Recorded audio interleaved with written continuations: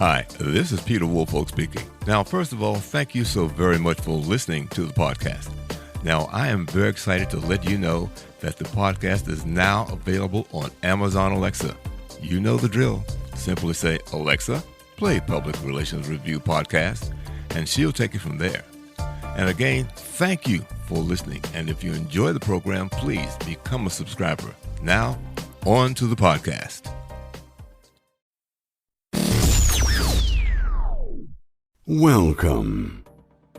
This is the Public Relations Review Podcast, a program to discuss the many facets of public relations with seasoned professionals, educators, authors, and others. Now, here is your host, Peter Woolfolk. Welcome to the Public Relations Review Podcast and to our listeners all across America and around the world. Now, today we have a discussion about a segment of public relations I've had very little experience with, and perhaps others as well, and that is public relations from a Christian perspective. It just so happens one of my listeners reached out to me and said, you should perhaps give some consideration to doing a podcast on Christian public relations. Well, so wanting to present a wide variety of public relations information, I see this as an opportunity to broaden our knowledge base. So today my guests are that caller, Dr. Amanda Stagenborg. She is the Assistant Professor of Public Relations and Director of PR Internship and Practica, and she joins us today from the George Fox University in Newberg, Oregon. And we're also joined by Reverend Fessler. He is the National Vice President of the Religion Communicators Council, and he joins us today from Nashville, Tennessee. So let me thank both of you for being guests on the podcast today. Yeah, thank you. Great to be here. So, Amanda, let's start with you. Just for openness, give me your overview of public relations from a Christian perspective. Well, public relations, in the way that we teach it at George Fox, we believe that we do everything for the glory of God. And we believe that our students, our PR students, respond to their calling. We believe that there is a difference between a vocation and a career. We believe that their calling to serve their community and to serve other people could present themselves in public relations practice. And so what that would look like is doing campaigns for a nonprofit, ensuring that there is visibility for businesses in the community that are aligned with Christian values, Christian faith, and also aligned with the PRSA Code of Ethics. And so both from their Christian values, Christian standards, aligning with their professional standards, then we believe that that is a complete person, and then we are also honoring God the Father in that. Mm-hmm. And Brian, from your perspective, you are out there on a regular basis, I would imagine, dealing with the media to get placements and that sort of thing. Tell us about your experience and your relationship with the media and how you go about it, and if at all you've had any challenges there. Sure. I've had some interesting challenges. My personal background, I come to this occupation and profession as a Scientologist. I'm actually with the Church of Scientology in Nashville, and that led me to, I've done public relations work with the church, so that has some unique challenges. And that led me to working with the Religion Communicators Council, because I was looking for other people that have had the similar kind of challenges that I've run into. And I found RCC and been with them for about 10 or 15 years, and that's allowed me to work with a lot of the Christian communicators. RCC started as only limited to Protestant Christians back in 1929 and opened up to all denominations in 1967, and then interfaith later on. So to answer your question, I find that media is really hard to crack these days. If you're trying to get a placement in the Tennessean or the Chicago newspapers or something, you're good luck. You're probably better off to just reach out to reporters. They write their own stuff. You don't get to just submit a press release and it gets printed anymore. But there's a lot of other media outlets. There's a lot of smaller press dailies, weeklies that are important in looking for news, and as well as specialist type journals, trade publications. We have some local papers that are they're eager to hear from you. They want to hear from you. They want to report what's going on in the community, and they're not just bound to whatever comes on the wire or so forth. So I think the best luck that we've had and the best advice would be to reach out to those kind of media outlets. Mm-hmm. Well, one of the things, at least from it, we're all in the practice of public relations, that we need to understand first and foremost that reporters are interested in a story. And we've got to frame that as something that they would be interested in. So part of it is part of the success, regardless of what it is you've got, is the pitch. And does it fit what the reporter writes about? I mean, are we sort of all on board with that part of it? Oh, yeah, absolutely. Yeah. And quite honestly, Brian, as I listen to you, part of it, you're absolutely right, simply because of the pandemic and the reduction in force in so many, particularly newspapers, does present a problem. I mean, regardless of who it is, simply because there are fewer people writing the same amount of information coming at them. So some make it and some don't. So I guess as with anything else, you have to be skillful as to how you go about pitching it and what is the story that you're trying to get out to these reporters. I think we're all going to suffer that sort of inconvenience. That probably is the best way of putting that.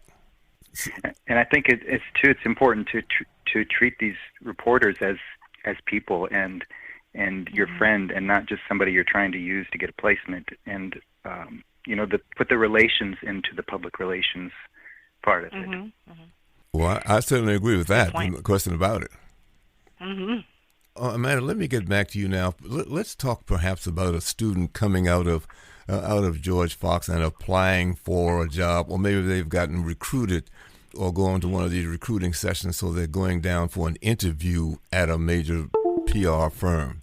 How do they approach that? I mean, in terms of looking for a job down there, are there certain things that they would be on the lookout for that would make them feel uncomfortable or not might want to go forward? And if so, what would they be? Well, there could be some of those things, and we want to ensure that they are aware of the social patterns and how those reflect their values and spiritual practice. However, it's also important for them to get a job. And so when they are at George Fox, they do sign a lifestyle agreement, and they abide by certain standards of conduct. And those standards include avoiding alcohol, gambling, promiscuous behavior, tobacco use, use of profanity. And a lot of times when they are looking for a job in the agency world, they run into situations where they are torn about going to happy hours, or some of those places might have stocked bars in the office, or tobacco use and profanity, and that culture is just a lot different than what they're used to. And so that has caused a bit of a cultural challenge, and we need to well inform them of those challenges so that they don't have culture shock when they go into these places. They need to be well aware of the sort of clients that some of the firms and agencies represent. For example, if a firm represents a brewery or a casino, would a student be comfortable working on campaigns for that client? And so we like to be incredibly realistic with them, get an idea of where they want to go and how they want to apply everything that they've learned in a realistic setting, at the same time understanding that they do come from a Christian university and they might be interested in maintaining those standards. Mm-hmm. Let me go back to going into a firm and some of the clients there, because that raises the question for me. Assuming, yes, that they are being interviewed by a PR firm, and that firm does happen to represent hard alcohol client. But at the same time, they might have a government agency that they're working with, a nonprofit that they're working with.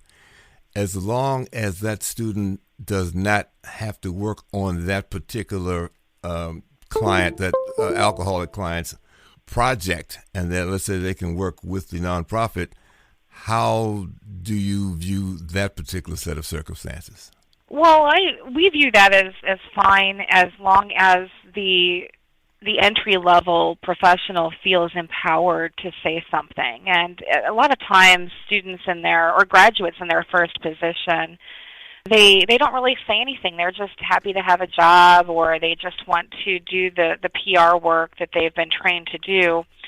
And so making sure that they do feel empowered to say something, that they aren't entirely comfortable with working for one client, but they are comfortable with working for another client.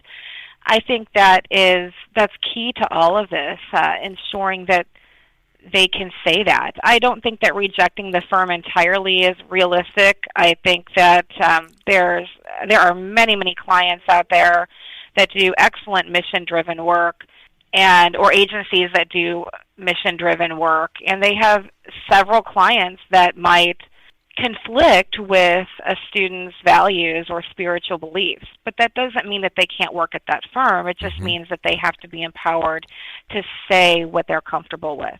Okay, that I think there's a huge clarification right there. Brian, talk about some of the things that you're pitching to newspapers where there might have been hurdles for you in terms of topic or whatever, or some of the issues, because when you saw, say, Religion Communicators, that is a wide range of things to communicate about. So give me some ideas of where you're successful and where you maybe had some bumps in the road. Well, I think speaking for my personal efforts, we've been most successful at community events, community-oriented events that we've worked with and worked on. I personally chaired the Tennessee celebration of International Human Rights Day for a number of years, and so the papers want to hear about that. That's an easy sell to have something published about that, and that mentions all the organizers and the participants, and maybe our church would get a little bit of press in that regard. Once again, it's kind of the purpose. A really good friend of mine said one time, do you want it to get done, or do you want your name on it? And I'm usually the guy that wants it to get done, so I kind of sometimes forget about getting the name on it, But when I'm thinking about that, that's probably the best way we go about things, is just to do things and actually work in the community, and then people will find it's interesting. And I just wanted to comment too on what Amanda was saying. I'm really glad to hear about this emphasis on values in the education that they're providing. Religion communicators, working from my RCC role here, are a really varied lot of people, and most of the time, I'd say probably half the time or more, they come into this field almost by accident. Maybe they were just going to church and somebody asked them if you could send an email up, and now they're a communicator, now they're a PR person. And so they don't really necessarily come into it with, I'm going to be a PR personality, but they know how to do social media, so the pastor asks them to send out tweets, or they have a little bit of experience. And so that's one really interesting bunch. And then there's another a group that comes at it that are trained, like they've gone to school for it, or they've had life experience as a PR professional, and now they're working for their faith or another faith. A lot of our members in RCC are members of one faith, and they work for another faith doing public relations work. So that's an interesting twist. We're not talking about beer now. We're talking about, I'm from the Church of Christ. Can I help the Presbyterians sell their message? That's a really interesting conundrum that's particular probably to religious communications. Well, it's interesting because, for transparency, Brian and I met years ago when I was handling public relations for Nashville's annual Martin Luther King Day March. And I'm not sure how many were on that committee. We're probably looking at at least 10 to 15 or so odd people. And a lot of the ministers there were Baptist ministers. So we had a wide range of folks who were involved in this singular annual event, and everything went exceptionally well because the bottom line is getting the job done. Let me just refer right quick to this article that I got from this student wrote from Messiah University. She says that part of advocating for publics as a PR practitioner is understanding one's priority as an advocate and sacrificing oneself for the greater good of society. As a PR professional, I will inevitably be faced with challenging decisions that could greatly impact the public I am interacting with. And remembering that part of my role is to advocate for them helps me put my choices in perspective. So it sounds as though there's not a wide range of departure from, let's say, the Christian perspectives and the PR perspectives as a whole. Does that seem to make a lot of sense there? Absolutely. It definitely can blend together, and you can make it work together. I mean, public relations at its core is a profession where you have to be honest and loyal and advise correctly, and a lot of the professional values are definitely aligned with the Christian values. It's just a matter of how students do this and how professionals do this in practice. Yeah. You know, the history of PR is scattered with people's misconceptions of what PR actually is, and they'll look at there's a saying, everybody listens to the anonymous source, nobody listens to the official spokesperson. You know, but the official spokesperson is the one who knows what's going on in the organization, and you have the beginnings of PR that happened to. They say, well, it was happened to cover up what was going on in the steel industry and the workers, abuses of workers, and so they hired PR people. But you look back at the early PR people, like you know the history probably better than I do. But Ivy Lee's a famous early PR person, and he was attacked for representing the Rockefellers. But he also established one of the first codes of ethics for PR, and I think religion and PR go hand in hand. I think the first Christian PR person was Jesus. God sent his son. That was the word. If he didn't send his son, we would have never got the message. So here we are, 2,000 years later, and we're still trying to spread the message. And that's probably maybe the difference between PR in religion and PR in the secular world is I think the religious people are driven by some different motivations that are perhaps deeper than selling soap or other things that are necessary but different. I find it interesting because there is a major alignment there. One of the things that PR people also do, a lot of them have some training in crisis communications, because sometimes in delivering the message, it might be a huge mistake as to how it was delivered or the fact that the message wasn't delivered at all. So as a result of that, you've got a big problem on your hands. And how do we fix this?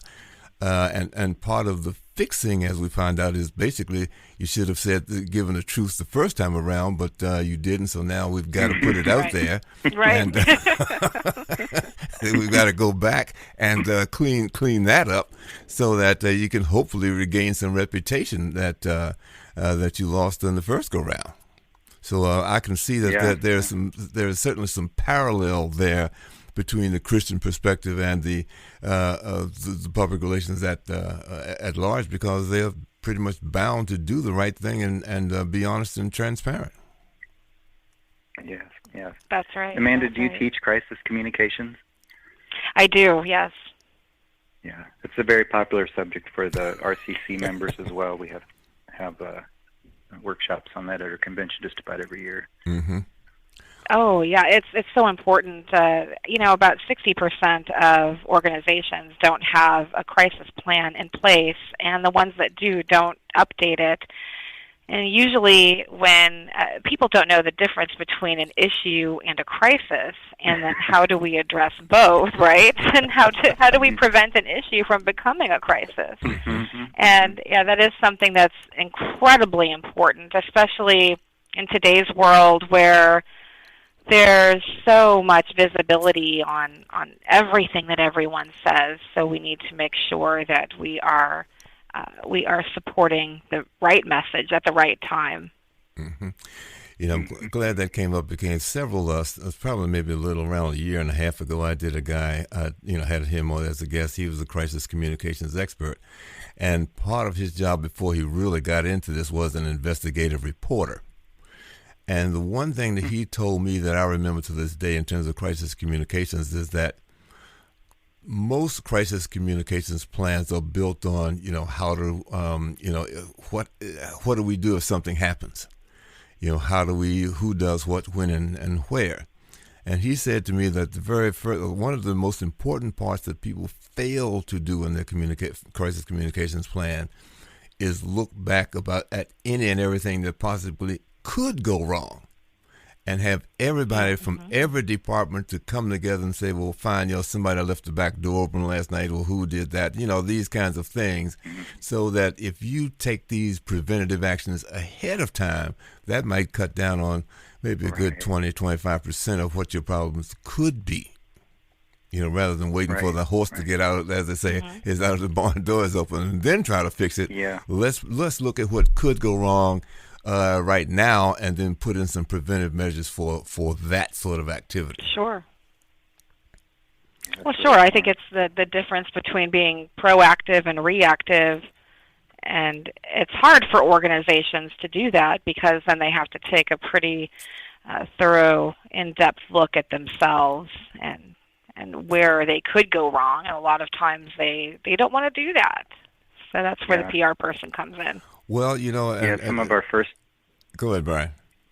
I was just going to say some of our first PR is the internal PR to explain to our coworkers and our, the congregation and the trustees and everybody else what we're doing and why we're doing it, and to kind of get their buy-in. If you can't convince your own people of something, you're going to have trouble convincing the world around you of something. But that's a tougher sell. And once they understand, this is why we have to do this. This is why we need to, keep that back door closed. Then your job as a communications professional becomes easier because you don't have to talk about it.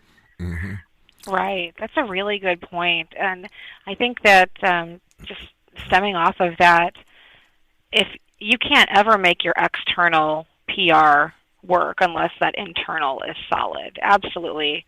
And I think that the blend of marketing with communications and public relations over the last 10, 15 years has really hurt public relations. And now we're at a time where people are wanting that internal, the emphasis placed on that internal to return.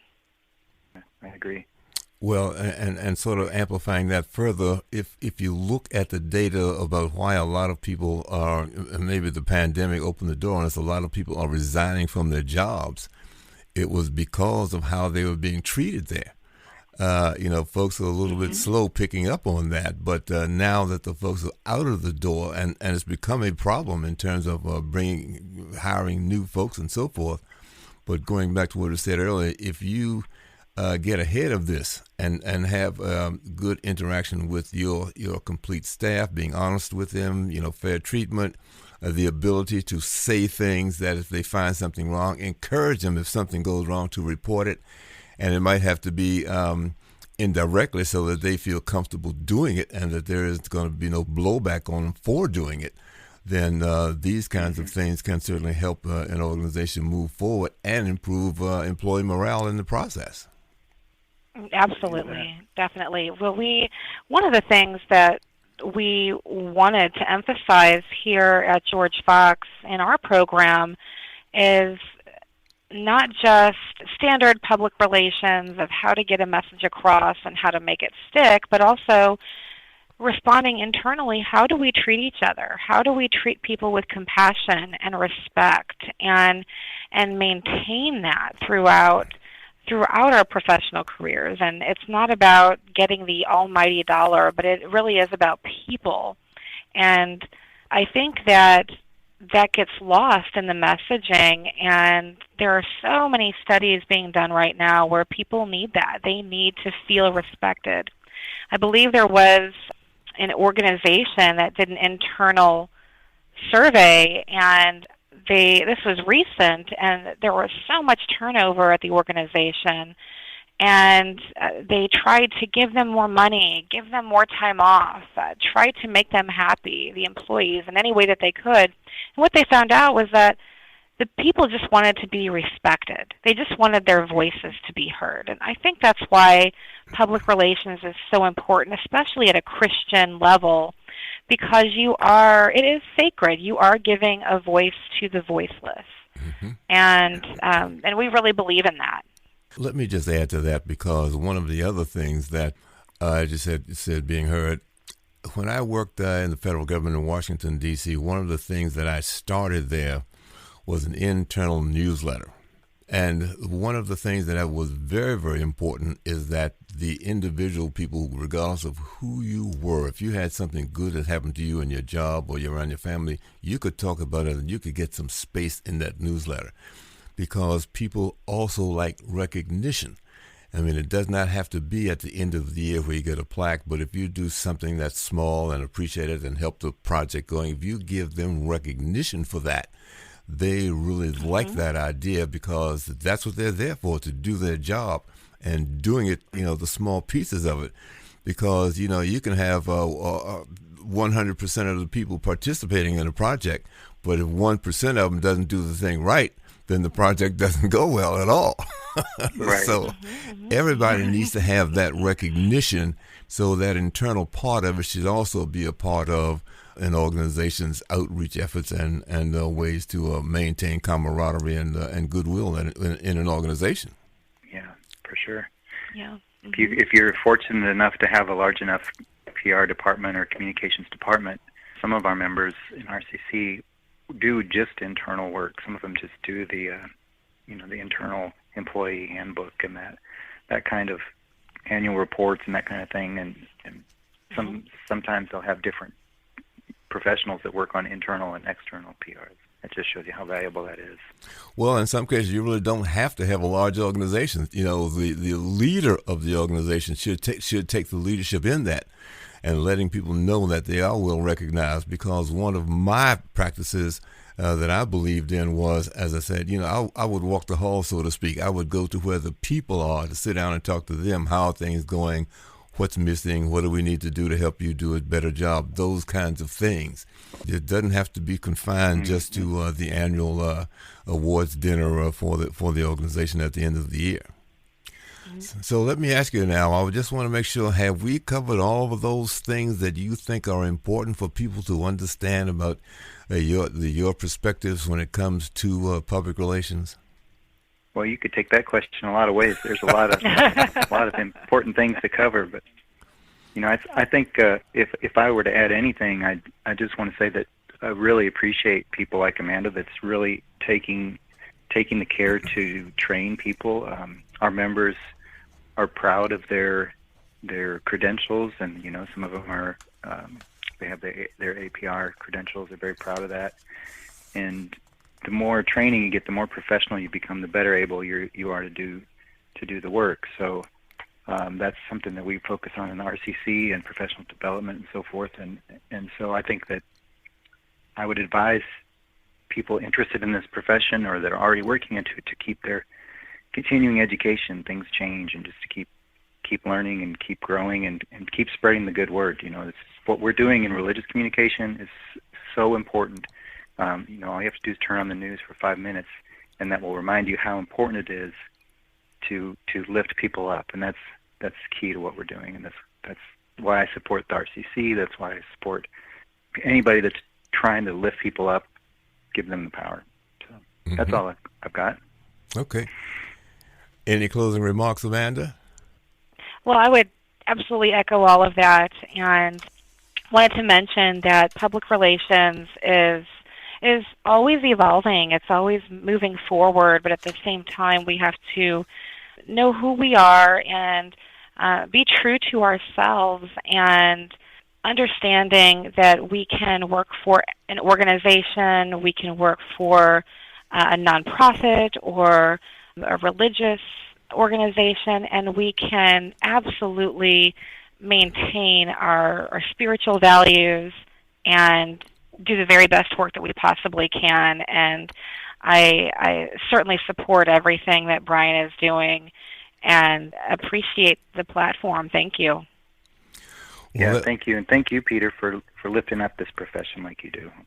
Well, let me say thank both of you for joining to talk about this. That I think it certainly sheds a lot more light and the fact that this program is worldwide, and not that I worked at it, it just organically happened. So I want to thank again both guests, Dr. Amanda Stagenborg from George Fox University and the Reverend Brian Fessler from the Religion Communicators Council. And I always want to thank you for being our listeners. And if you've enjoyed the show, we look forward to getting a review from you. And of course, tell your friends and join us again for the next edition of the Public Relations Review podcast. This podcast is produced by Communication Strategies, an award-winning public relations and public affairs firm headquartered in Nashville, Tennessee. Thank you for joining us.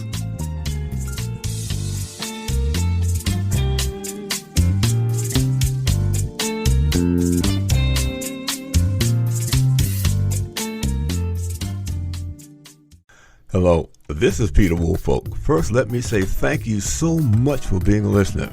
Now, I want to alert you to our shiny new podcast website located at podpage.com. However, you can go directly to the podcast site located at publicrelationsreviewpodcast.com. There, you can contact me through email. You can leave a voice message. You can leave a review. You can read an episode blog and frequently learn about the podcast guests. You might also want to suggest podcast topic ideas or even suggest a guest. You can also let me know if you would like to receive our podcast listener logo that you can post on your social media. So I look forward to hearing from you about our new podcast website. Thank you so much for listening to the Public Relations Review podcast, and have a great day.